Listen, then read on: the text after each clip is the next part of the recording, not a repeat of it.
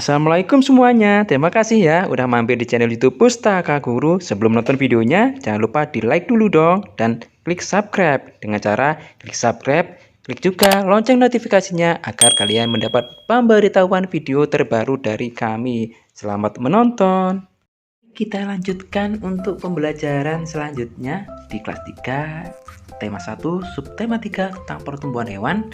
Dan kali ini kita akan melangkah untuk pembelajaran yang kelima dan juga pembelajaran yang keenam ya adik-adik. Jadi hari ini kita belajar untuk pembelajaran 5 dan ke-6, yaitu tentang daur hidup pada katak dan juga pada nyamuk.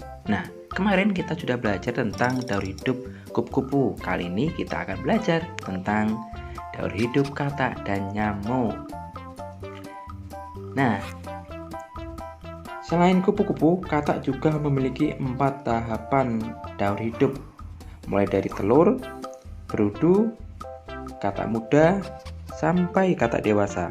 Katak mengalami perubahan bentuk yang sangat berbeda. Daur hidup katak dimulai dari telur. Ya adik-adik, ini telur, kemudian telur berubah menjadi berudu. Berudu berubah menjadi katak muda yang memiliki ekor. Kemudian katak muda berkembang menjadi katak dewasa. Nah, oke.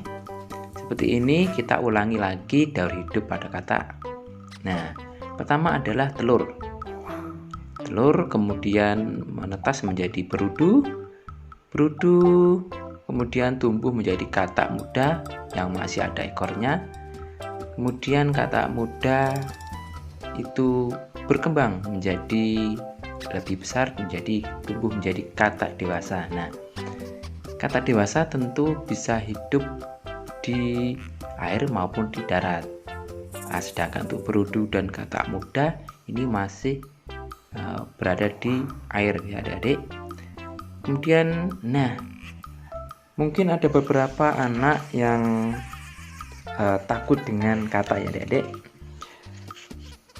Tetapi walaupun berbeda, kita harus saling menghargai. Ada yang berani dengan katak, ada juga yang takut dengan katak. Kita harus saling menghormati, menghargai perbedaan atau keberanian anak-anak. Nah, gitu ya adik-adik. Oke, kita juga harus membantu teman agar mereka bisa berani.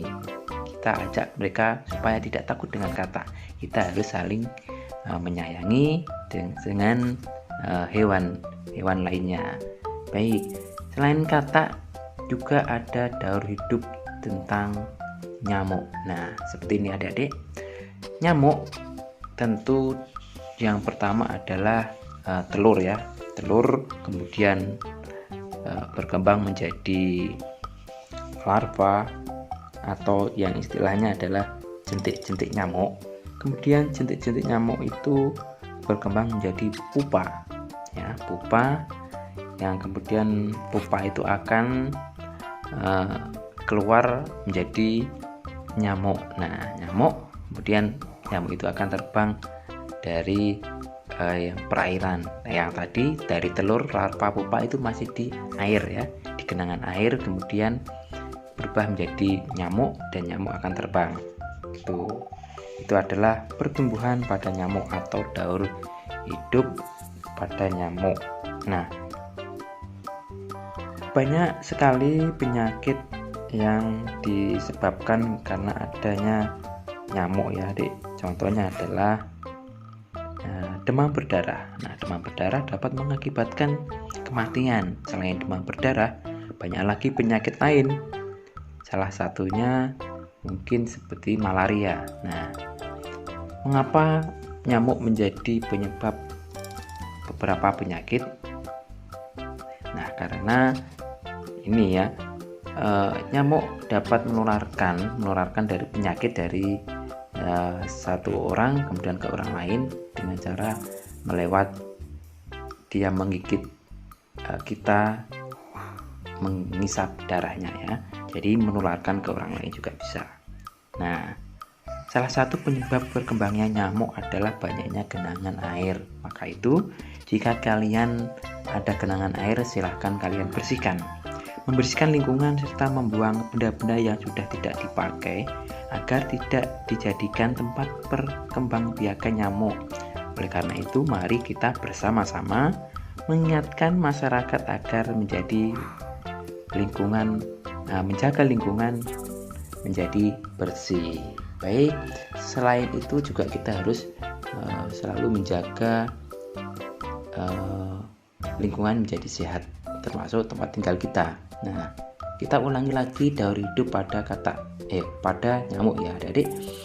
Nyamuk tentu yang dimulai adalah dari telur, kemudian telur berkembang menjadi jentik, jentik menjadi pupa, kemudian pupa menjadi nyamuk. Itulah daur hidup pada nyamuk atau pertumbuhan pada nyamuk. Nah, semoga kalian bisa belajar tentang daur hidup nyamuk ini adik-adik. Selain itu, kita juga harus selalu membersihkan kamar mandi kita supaya selalu bersih, selalu bebas dari nyamuk. Kita selalu menguras karena kolam atau tempat mandi kita sering dihinggapi oleh nyamuk untuk berkembang biak. Oleh sebab itu, kita selalu menguras dan membersihkan kamar mandi kita agar menjadi lebih bersih. Nah, demikian adik-adik pembelajaran kali ini, semoga bermanfaat dan kita berjumpa kembali di video selanjutnya masih di tema 1. Kita beralih atau berganti di subtema keempat. Oke?